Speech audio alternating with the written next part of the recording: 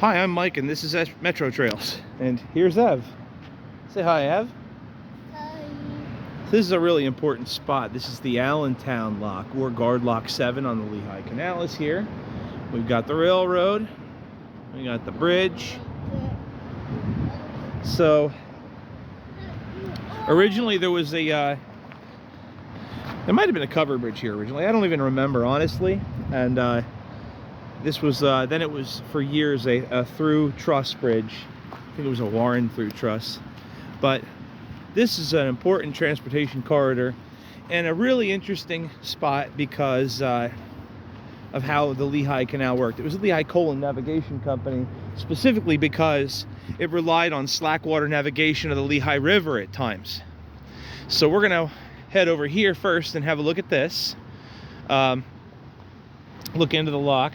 Well, let's look over here first. There's some nice steps here. Come on over here, Ev, look. This is one of the nicer of the guard locks. You wanna hold my hand?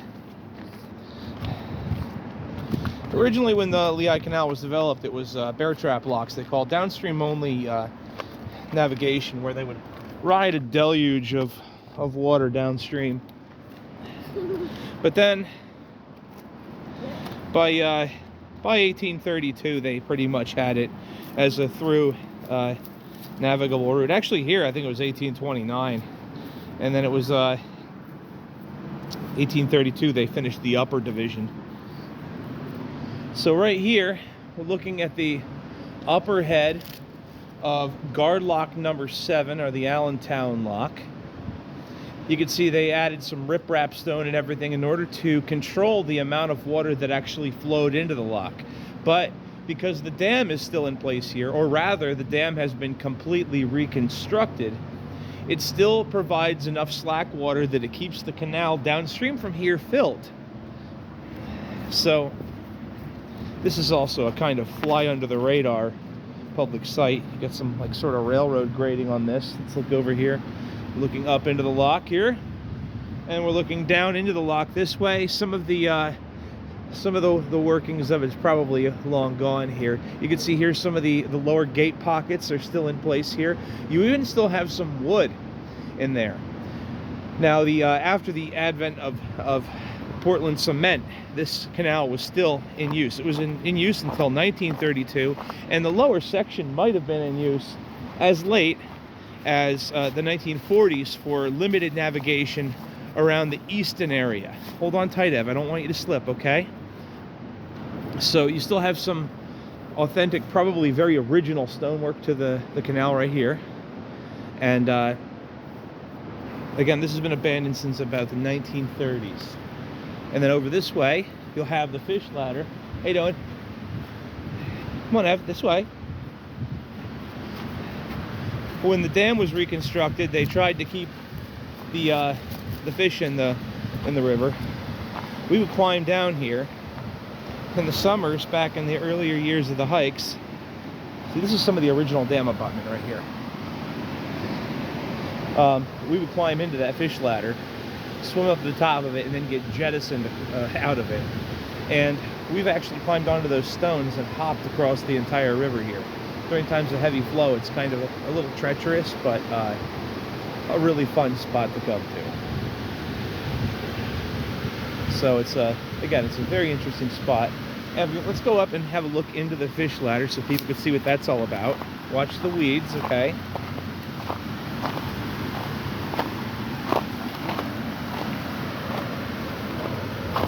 It's okay. So from here, heading downstream all the way to beyond Freemansburg and almost Easton, the canal is in its own trench. Here, let's have a look at the fish ladder. It's kind of frozen. All the way downstream, it's to that point, it's its own channel. But up from here, the Lehigh Canal and the Lehigh River are one for a good distance until you get to what's known as Kimmett's Lock. And Kimmett's Lock is also now a river access area for recreation and a trailhead. But The D&L trail from this spot obviously couldn't follow the Lehigh Canal towpath. You can see there's a little bit of woodwork still in here. Again, they used concrete on this section because... A pipe? You are right, there is a pipe there. That pipe's to keep debris from getting all stuck down in the canal. So over here, we are looking at the canalized Lehigh River. That's plywood, yeah. That's junk wood. It's like wood chips and glue that they make garbage furniture out of. So, get a look at the bridge over at this angle because it's pretty cool. And from a little further back there, it's looking into the lock. The boats will be coming in right here where we're standing. And the towpath is actually over here. It's kind of plowed in a bit. But you can still see where the towpath continued right beside the Lehigh River over here. That's it. Now that's the towpath. It's faintly a trail here. But this is where the mules would have walked, towing the boats upstream to Kimmett's Lock. And in several different places, the canal used slackwater navigation. It did this in multiple places. In fact, the entire upper division was mostly slackwater navigation. So, yep. So that's what you're looking at when you come over here to the Allentown Lock. Up here, what's that?